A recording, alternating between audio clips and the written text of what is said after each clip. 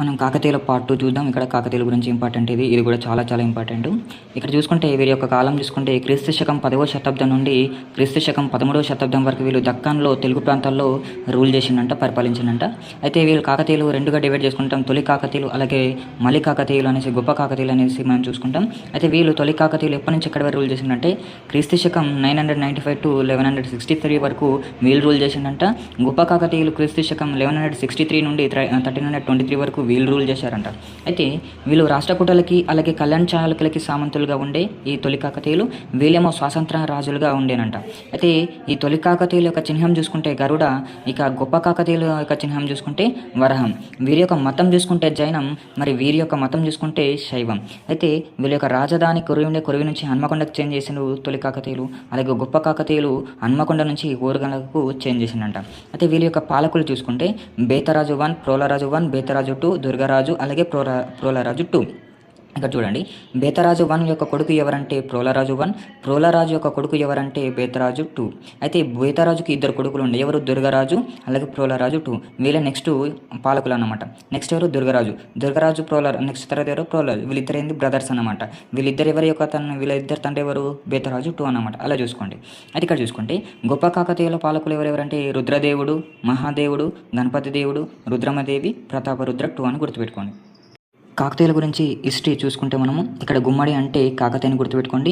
అసలు కాకతీయుల గురించి ఏ బుక్ ఎలా చెప్పింది అనేసి మొత్తం కొన్ని బుక్స్ మొత్తం చూసుకుందాం ఒకే దగ్గర, కాకతీయ కాలం నాటి బుక్స్.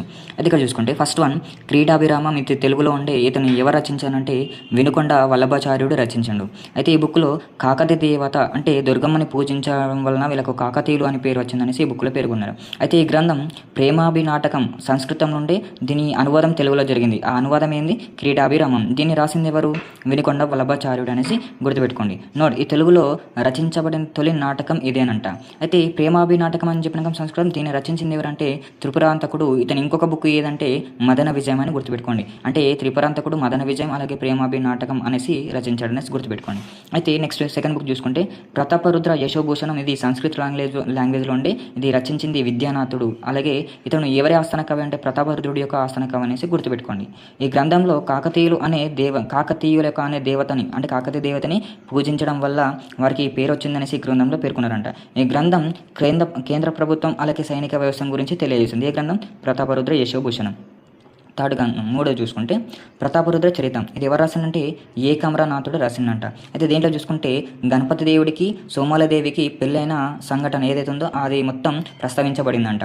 అదే ఇదే గ్రంథంలో ప్రతాపరుద్ర చరిత్రంలో అష్టాదశ ప్రజ అనే 18 కుల సంఘాల గురించి ప్రస్తావించబడిందంట. ప్రభుత్వాన్ని చూసుకుంటే సిద్ధేశ్వర చరిత్ర. ఇది ఎవరు రాసిందంటే కాశీ సర్వప్ప. ఇది ఏ లాంగ్వేజ్లో ఉందంటే తెలుగులో ఉందని గుర్తుపెట్టుకోండి. ఈ గ్రంథంలో కాకతీయ మూలరాజు ఎవరంటే మాధవర్మ అనేసి గుర్తుపెట్టుకోండి. తొలి కాకతీయులు జైన మతంతో సంబంధం ఉన్నదనేసి గుర్తుపెట్టుకోండి. అయితే కాకతీయులు జన్మస్థలం కందపురం అని తెలుపుతుంది ఈ బుక్. నెక్స్ట్ చూసుకుంటే పండితారాధ్య చరిత్ర. ఇది ఏ లాంగ్వేజ్లో ఉన్నది? తెలుగు లాంగ్వేజ్లో ఉంది. ఎవరు రాసింది ఈ పండితారాధ్య చరిత్రం? పాల్కురి సోమనాథుడు అని గుర్తుపెట్టుకోండి. కాకతీయుల యొక్క సామాజిక ఆర్థిక అంశాలు తెలియజేస్తుంది. ఇది తెలుగు భాషలో రాసిన ద్విపద గ్రంథం అనేసి గుర్తుపెట్టుకోండి. అయితే కాకతీయ కాలంలో 20 రకాల వస్త్రాలు తయారు చేశారు అనేసి కూడా ఇదే బుక్లో ఉన్నది అనేసి గుర్తుపెట్టుకోండి. నెక్స్ట్ బుక్ చూసుకుంటే బసవపురాణం. ఈ బసవపురాణం ఎవరంటే పాల్కురి సోమనాథుడు. ఇది శైవ మతానికి సంబంధించిన విశిష్టత గురించి తెలియజేస్తుందంట. నెక్స్ట్ చూసుకుంటే నీతి శాస్త్ర ముక్తవలి. ఇది రచించింది ఎవరంటే బద్దెని. ఇది ఏ లాంగ్వేజ్ ఉంది? తెలుగు ఉంది. అయితే రాజనీతి శాస్త్రంపై వెలువడిన తెలుగు గ్రంథం కూడా ఇదే అంట. కాకతీయుల యొక్క రాజనీతి రాజధర్మం గురించి తెలియజేస్తుంది. నెక్స్ట్ శివయోగ సారం. ఇది ఎవరు? కొలను గణపతి దేవుడు రచించాడు. ఇది ఏ లాంగ్వేజ్ ఉందంటే తెలుగులో ఉంది. కాకతీయ కాలంలో ఆస్థానంలో ఉన్న ఇందూరి నాయకుల చరిత్ర గురించి తెలియజేస్తుంది. అలాగే ఈ ఇందూరి నాయకులు వంశానికి చెందిన అన్నమయ్య అలాగే రుద్రమదేవి యొక్క 3వ కుమార్తె ఇద్దరికి పెళ్లి జరిగిందంట. అయితే ఇదే అన్నమయ్య రుద్రమదేవికి అలాగే 2వ ప్రతాపరుద్రుడికి సేనాపతిగా పనిచేసిందనేసి గుర్తుపెట్టుకోండి. నీతి సారం ఎవరంటే నెక్స్ట్ రుద్రదేవుడు రచించుడు. దీనిలో కాకతీయుల విదేశీ వర్తకుల పట్ల ఉదారత అలాగే సుంకాల రాజనీతి గురించి ఈ నీతి సారం బుక్లో చెప్పబడింది. నృత్యరత్నవల్. ఈ సంస్కృత లాంగ్వేజ్ ఉంది. ఎవరు రచించిందంటే జయాపసేన్ అనేసి గుర్తుపెట్టుకోండి. కాకతీయుల కాలం నాటి నాట్య నృత్య రీతుల వర్ణన గురించి ఈ బుక్లో ఉందంట. పేరేని శివతాండం గురించి కూడా ఏ బుక్లో ఉందంటే నృత్యరత్నవల్ గురించి ఉంది. అలాగే గణపతి దేవుని బామర్ది అయిన గజదళపతిగా పనిచేసింది ఎవరంటే ఈ జయాపసేన్ అనే. ఈ జయాపసేన్ అనే రచన బుక్ ఏది? నృత్యరత్నవళి. అలాగే ఆంధ్ర మహాభారతం ఎవరు రచించారు? తిక్కన సోమయాజి. ఇతను మనమసిద్ధి యొక్క ఆస్థాన కవి అంట. నెల్లూరు పాలకుడైన మనమసిద్ధి అలాగే గణపతి దేవుడు ఎవరైతే ఉన్నారో వీళ్ళిద్దరికి సంబంధించిన సంబంధాల గురించి ఈ బుక్లో పేర్కొనబడిందంట. నెక్స్ట్ నిర్వచనర రామాయణం తిక్కన సోమయాజి, రంగనాథ రామాయణం గోన బుద్ధారెడ్డి, మార్కండేయ పురాణం మారణ. అలాగే ఇక్కడ చూసుకుంటే పురుషార్థసారం ఎవరు రచించారంటే శివదేవయ్య, సకలనీతి సారం మడిగి సింగన్న, దశకుమార చరిత్ర కేతన, ఆంధ్ర భాషా భూషణం కేతన, విజ్ఞానేశ్వర్యం కేతన, ఇది న్యాయశాస్త్రం గురించి చెప్తుందంట. ఆంధ్ర శబ్ద చింతామణి నన్నయ్య, తొలి తెలుగు వ్యాకరణ గ్రంథం ఇది. అలాగే పల్నాటి వీరచరిత్ర శ్రీనాథుడు, శివతత్వసారము మల్లికార్జున పండితారిద్యుడు, అలాగే కుమార సంభవము నన్నే చూడు అనేసి రచించారు. ఇవి చాలా చాలా ఇంపార్టెంట్ బుక్స్, ఒకసారి ఇవి రివిజన్ చేయండి.